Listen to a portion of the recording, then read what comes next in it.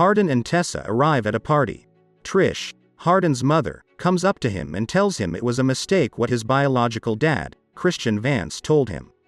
Hardin goes straight to the bar to have drinks. Vance sits next to him. Hardin is upset because he believes his mom, him and the dad who raised him, Ken, all lied to him.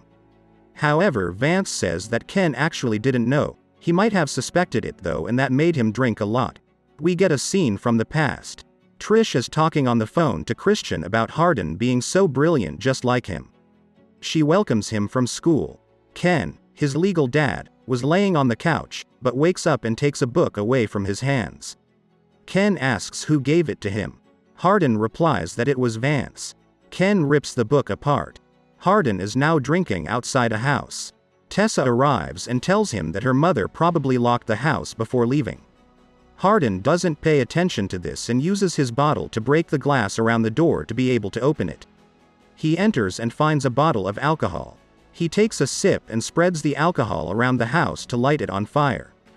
Tessa tries to talk him out of it, but it's too late, the place is already burning. Vance arrives there and tries to get them out. He gives Tessa the keys to his car.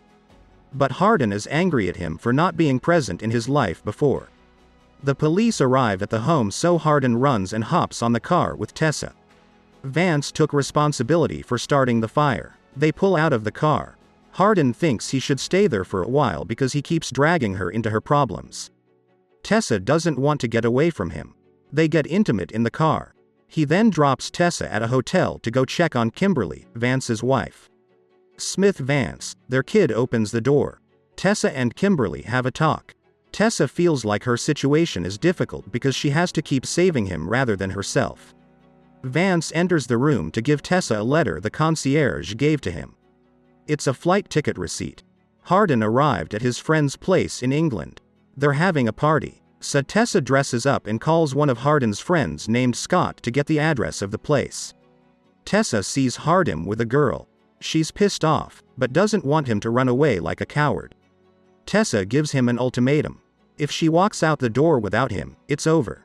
Hardin gets her out of the party and tells her she shouldn't be there because she doesn't fit in. Tessa gets in her car and gets back to Washington. She's at her apartment. This brings memories to her about the times she spent there with Hardin. Tessa opens one of the rooms and finds her dad, named Richard, laying on the ground lifeless. Then Landon, Hardin's friend, is there trying to comfort her. Landon calls him to let him know that Tessa's dad is dead. Landon passes the phone to Tessa so they can talk, but she refuses to speak to him. The hours passed and Tessa is back to remembering how their relationship used to be. Hardin arrives in America and breaks into her room. But Tessa doesn't want him there. Lando tries to intervene to calm him down. Then Hardin finds her somewhere else in the house, but they don't speak, he just sits next to her. Carol, Tessa's mother, is having a talk with him. She doesn't like him because of how dependable she is to him. Carol also doesn't like how unstable he is because it reminds her of her ex-husband, Richard. Hardin is at Tessa's room once again. This time she's feeling more calm. He says he's sorry for what happened in London. Tessa says she thought their romance was out of a novel, but she was wrong. Tessa is tired of just surviving and not living.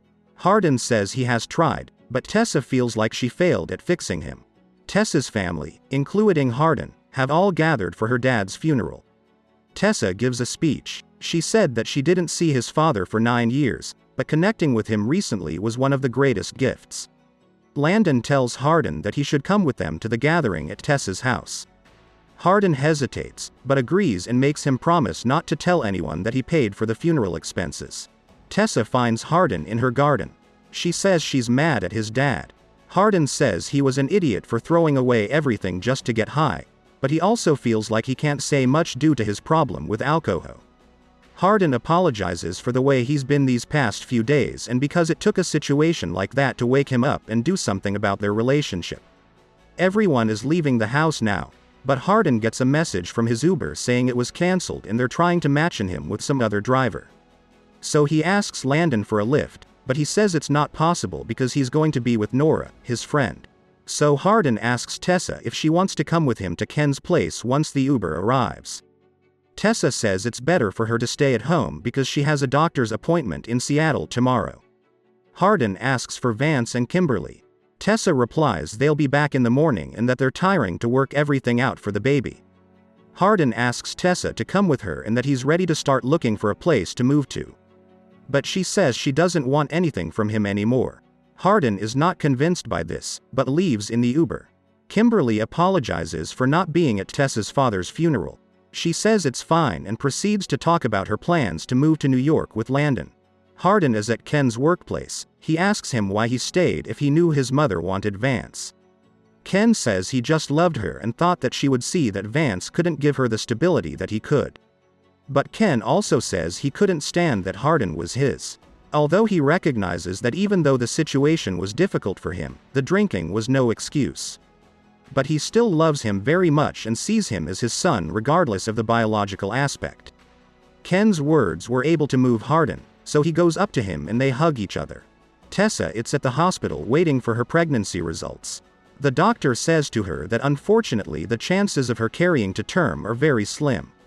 He mentions adoption as a good alternative for her.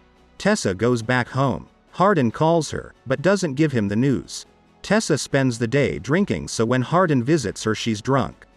He takes her to bed. Tessa asks him if he wants a baby with her. He says that he doesn't want a baby right now. Tessa wants him to stay next to her to sleep. The next morning, Tessa finds Hardin in the kitchen. He wants to know what the doctor told her and reassures her that he'd be fine if she was actually pregnant. Tessa says that she can't get pregnant and even if she did there'd be a high risk of miscarriage. Hardin is sad now because he feels like the possibility has been taken away from them. Tessa clarifies that it's not been taken from him, but from her. Then he receives a message for a goodbye barbecue they have put up for Landon that weekend. Landon's family, Tessa, Hardin and Nora are having dinner. Afterwards, Tessa says to Hardin she has to tell him something. She tells him that they need time apart because they fight more than they get along.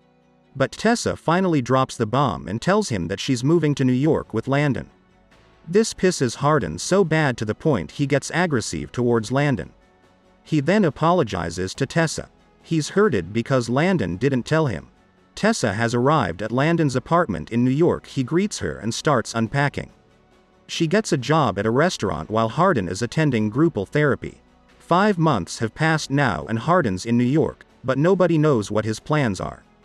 But he's going to stay at the apartment Tessa and Landon are sharing because Hardin can't stay at a hotel with easy access to drinks. Sonora proposed that if it gets too weird Tessa could crush at her place. However, Tessa is confident that she won't even see him because she's working double turns that week. But Hardin finds her during her shift and he has come with Landon. Tessa finds them a place to sit and takes their order. Hardin waited for her shift to end to walk her home. She's not very impressed since she's used to walking back home every day alone. Tessa tells Hardin she likes it there and the job is keeping her busy while she waits to enter NYU. She's hoping to get accepted for this upcoming semester. Hardin asks her if she's happy. Tessa doesn't think much and says she's genuinely happy. Hardin then asks her if she's seeing anyone at the moment. She dodges the question, but Hardin is proud to state that he's not seeing anyone. They bumped into a homeless man. Hardin's reaction is to avoid him coming in contact with Tessa, but Tessa knows the man and she gives him some leftovers from the restaurant. Back at the apartment, Hardin wakes up Tessa with the noise he's making from a nightmare. Tessa decides to get on the couch and cuddle. They both agreed they missed that.